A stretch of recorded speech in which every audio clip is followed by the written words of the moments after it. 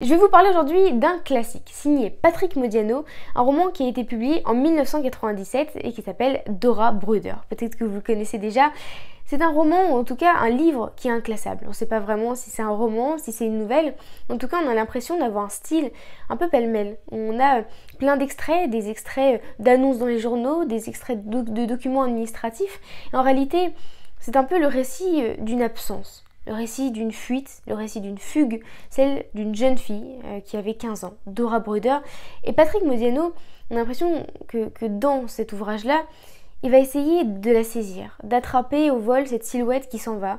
C'est vraiment le récit d'une ombre sur le goudron qui disparaît, qu'on essaye de saisir et qui disparaît à chaque fois qu'on essaye de mettre la main dessus. Et c'est aussi le récit d'une course-poursuite pour retrouver le temps de Dora Bruder, pour retrouver le Paris de Dora Bruder. Et ici, le Paris de Patrick Modiano va se mêler à l'histoire qu'il est en train de raconter, en tout cas l'histoire qu'il essaye de saisir.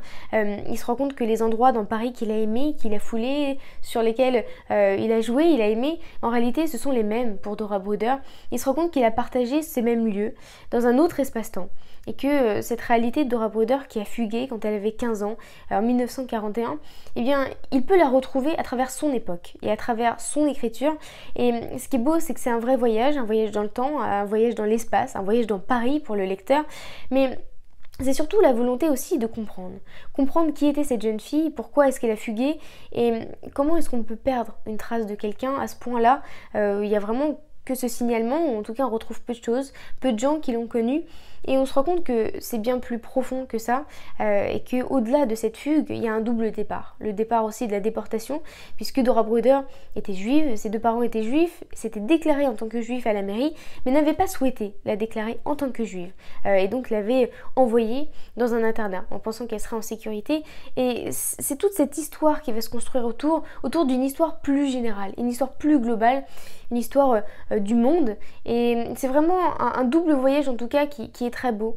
On ne sait vraiment pas où est-ce que va Patrick Modiano, on ne sait pas ce qu'il va trouver, on ne sait pas si cette entreprise, ça sera une réussite, mais ce qui est beau au-delà de cette entreprise, c'est justement cette volonté de donner un visage à cette ombre, de donner un corps à cette silhouette qui disparaît et essayer de redonner vie à cette jeune fille qui a perdu la sienne, en tout cas dans cette fugue dont on a perdu la trace en 1941. Donc c'est vraiment un très bel ouvrage que je vous conseille. Donc c'est Dora Bruder de Patrick Modiano, un roman paru en 1997.